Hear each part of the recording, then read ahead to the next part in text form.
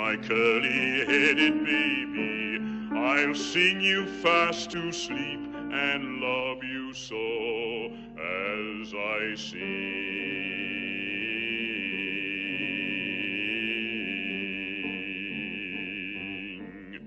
Oh, my baby, my curly-headed baby, just tuck your head like little bird beneath its mother's wing.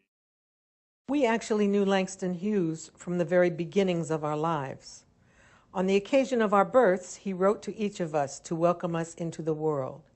He did this because of his close ties to our two sets of parents, Louise Thompson and William Patterson, and Evelyn, Nebby Graves, and Matt Crawford. When he learned of my arrival, he wrote me a card from Paris. It said, "To Nebby Lou from Langston. P.S. Glad you're here." And on a visit to California the following year, he saw me take my first steps. When I came along a few years later, he sent me this handwritten first draft of this poem. "Mama, I found this soldier's cap lying in the snow. It has a red star on it. Whose is it? Do you know?" He also enclosed a letter. "Dear Marylouise, this is for your first collection of original manuscripts. By the time you are old enough to read, I hope this war will be over. And by the time you are a big girl, I hope the red star will be shining everywhere, and that you will be here a long time to enjoy all of its blessings. So be a nice baby and take your cod liver oil and grow up strong. With love from Langston." The story of the friendships between Langston Hughes, the Crawfords, and the Pattersons began with my mother, Louise Thompson, who would later become Louise Thompson Patterson. Louise was the first among our four parents to have a close personal friendship with Hughes, and it was she who brought her childhood friends, Matt Crawford and Evelyn Graves Crawford, into the poet's life. Louise Thompson and my mother, Evelyn Graves, met in their teens and became best friends in the early 1920s, when Louise was a student at the University of California, and my mother, Nebby, as she was known to family and friends, worked as a stenographer in San Francisco. My father, Matt Nathaniel Crawford, had migrated with his family to California from Anniston, Alabama, when he was a boy of 8, and attended high school with Louise in Oakland. In the fall of 1927, Louise was a young teacher at Hampton Institute in Virginia. She and Langston met on the Hampton campus while he was there for a speaking engagement. Louise left Hampton soon after Hughes's appearance there and moved to Harlem. She had witnessed the brave student strike against the patronizingly racist white administration and felt she could no longer be part of the school. Once in Harlem, she became a part of the circle of artists and intellectuals whose most prominent figure was Langston Hughes. Earlier that year, my mother went to New York on vacation. During that brief trip, she met my father, San Francisco-born William Lorenzo Patterson, known as Pat to his friends. Pat and Langston had met earlier through their mutual friend, Paul Robeson, during the heyday of the Harlem Renaissance. Pat had settled in New York in 1920 and was well known in the community as one of Harlem's most prominent attorneys and dedicated political activists. He would later become a national leader of the American Communist Party. Kein Mal hast du gehst dem letzten Wege, wenn Himmeln bleien verstellen bläue Tage, weil kommen wird noch unser ausgebänkte Schau, uns wird abbeugt und unser Trott mir seinen Tod. In the summer of 1928, Nebby Graves vacationed in Harlem with her friend Louise, who introduced her to Langston Hughes and his circle of friends, including artist Aaron Douglas and his wife Alta, and the brilliant writer Wallace Thurman. Langston and Nebby hit it off immediately. After a few weeks of the fast Harlem life, she would return home to the Bay Area and her sweetheart, Matt Crawford, whom she married the following year. Louise, in her early days in New York, worked for a time as secretary to Langston and novelist and folklorist Zora Neale Hurston. She was hired by their wealthy white patron, Mrs. Charlotte Osgood Mason. The relationships with Mrs. Mason came to a dramatic halt when the Park Avenue matron saw that she could no longer control Langston or Louise. She abruptly dismissed and humiliated them both. One night, Langston comes to my house. He had been down to Mrs. Mason's. She was a very, very wealthy woman who had been a patron of the arts all of her life. Her particular interest was in what she called primitive people. She did not want him to write poems or articles of social protest. She wanted him to remain primitive, as he said. She had to control you. When she couldn't control you, she threw you out of her life. He was heartbroken, and he had been very grateful to have somebody that, for a time, that he didn't have to worry about. His brother went to school in New England. He was at Lincoln going to college. He was able to get his book out. He had me to work for him. So here was a woman who just had to rule or tried to ruin. And she made it very hard for Langston for a long time. In March of 1932, Langston was on a speaking tour when he wrote Matt Crawford for the first time from Langston, Oklahoma. Dear Mr. Crawford, thank you for your letter. I'd be happy to appear under the auspices you mention in Oakland or Berkeley. I shall be in California in April. I hope we shall meet. Tell Nebby I'm anxious to see her. Sincerely, Langston Hughes. By May of that year, my father and Langston had become fast friends. Late that month, Langston sent Matt a telegram about an exciting prospect, a trip to Moscow that Louise had been organizing from New York.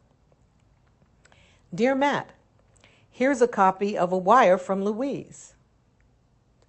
Moscow wires, all players must arrive Moscow by July 1st. Very necessary you arrive New York, ready to sail by June 15th. Have good group. Consult Matt. Wire immediately, Louise. So, if you're going, you'd have to get a passport at once. Airmail Louise your decision. I hope you can go, Langston. The group of young black professionals, intellectuals, and artists had been invited to Moscow to make a film entitled Black and White about the state of race relations in the United States. Matt and Langston were roommates during their stay in the Soviet Union. There, in the heady atmosphere of the new socialism, they forged their friendship and commitment to radical political struggle. William Patterson had gone to the Soviet Union earlier. By 1928, he was seriously studying radical political philosophies and traveled to Moscow to continue to study socialism.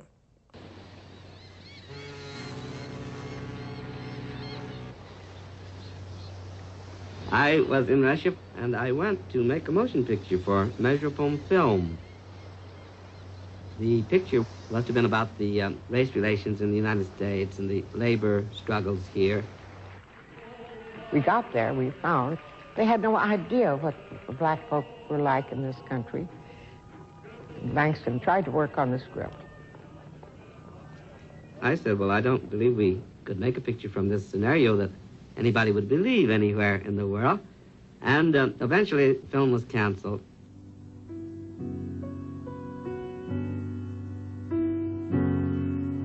We left Langston because he decided to go into depth writing about that period.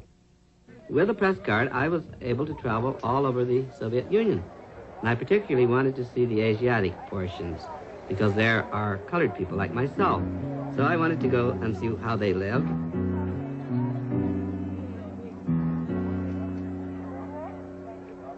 Matt, Louise, and Langston were profoundly affected and uplifted by their trip into Soviet Central Asia. On their return to the States, they would both become active in the fight to free the 9 Scottsboro Boys of Alabama. At this time, they also joined the Communist Party, convinced that the only hope for Black Americans was a fundamental change in an oppressive political, economic, and social order. Langston remained in the Soviet Union until the spring of 1933. Back in the States, Langston throws himself into the Scottsboro Boys case. A mass movement was building to free the young men. Langston wrote and spoke on their behalf and went to visit them at the Scottsboro, Alabama prison. Later in the 1930s, he would travel as a journalist for the Baltimore Afro-American to cover the Spanish Civil War. Louise had also gone to Spain to help with relief work. Spain at that time was a focal point for anyone who had any social consciousness at all, especially writers, came from all over the world to be in Spain. And so there was Langston. A writer certainly has special duties, I would say, to society because the written word is a force. And to misuse that power, to use it for false or ugly or lying purposes would seem to me morally wrong. When Langston came back from Spain in 1938, he said, "Lou, I want a theater." Together in 1938, Langston and my mother founded the Harlem Suitcase Theater. Their most successful production that year was Langston's play, Don't You Want to Be Free? Throughout the 1930s and 40s, Langston spent a great deal of time in Carmel, California, at the home of his wealthy friend Noel Sullivan. He would often come up to Berkeley to go to the barber shop and visit with my family. He was playful and lighthearted some of the time, but he also confided in my parents and sought a sense of family among us. He also would seek their advice on serious personal and political matters. He called this needing clarification. In 1941, he was attacked by the evangelist Amy Semple McPherson for an early poem he had written called Goodbye Christ. Occasionally he was broke and borrowed small amounts of money from Matt and Nebby, paying them back promptly when he received his next check from a speaking engagement or a publishing project. In the early 1950s, Langston was called to testify about his political views before the infamous Senator McCarthy. Shortly after this ordeal in Washington, D.C., he sent our parents a summary of his testimony with a touching note explaining that, with the exception of Paul Robeson, he had not been forced to name names. In June of 1957, Langston invited my parents and me to see his play, Simply Heavenly, on Broadway. My father, Pat, was very disturbed by the play and wrote Langston in part, "Dear Langston, Louise, Mary Lou, and I saw Simply Heavenly Tuesday night. Thanks for the tickets, and may I here and now very belatedly thank you for sending us I Wonder as I Wander and several other books. It is difficult to define my reaction to Simply Heavenly. I cannot say that I liked it. It did not appeal to me. Simply Heavenly does not say what so greatly needs to be said at this moment, Lang, at least not to me. So simple is the eternally recurring primitive Negro, so childishly simple and so simply childish. The time and place calls for something else. The Negro can today play the dominant moral role in American life. Thanks again. One must do more than dip one's fingers into progressive life. Sincerely, Pat." Langston answered the next day. In spite of Pat's harsh criticism, he replied without anger or surprise. "Dear Pat, I'm certainly sorry I wasn't at the theater the night you all came, as I would have loved to say hello to you. Your long letter is greatly appreciated, and your views valid in a number of ways, I am sure. When it comes to plays, it is a miracle to end up with anything at all one wishes left in the play, after 20 to 30 other people have had a hand in the creation, from the producers and director to actors. So all I can say is, I did the best I could under the circumstances. That it gets your serious consideration and you write me so helpful a letter is at least something to be grateful for.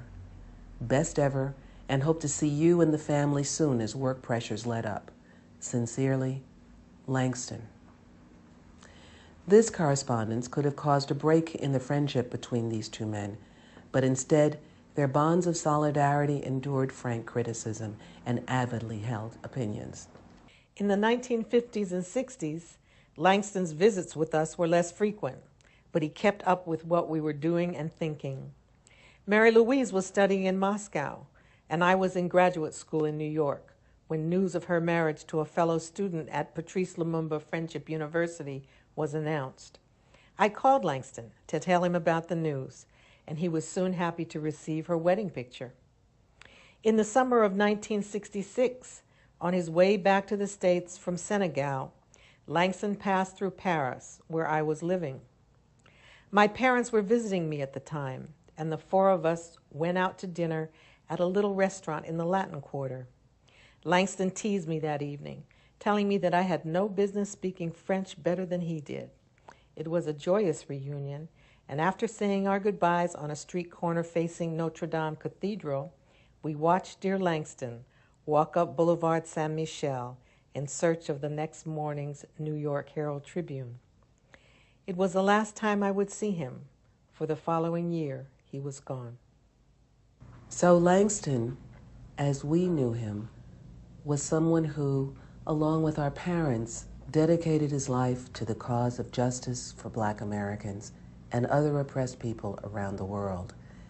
He was our uncle and our friend, and through his writings and the books he suggested we read, helped us to understand the world and our rightful place in it. I too sing America. I am the darker brother. They send me to eat in the kitchen when company comes, but I laugh and eat well and grow strong. Tomorrow, I'll be at the table when company comes. Nobody'll dare say to me, eat in the kitchen then. Besides, they'll see how beautiful we are and be ashamed. I too am America.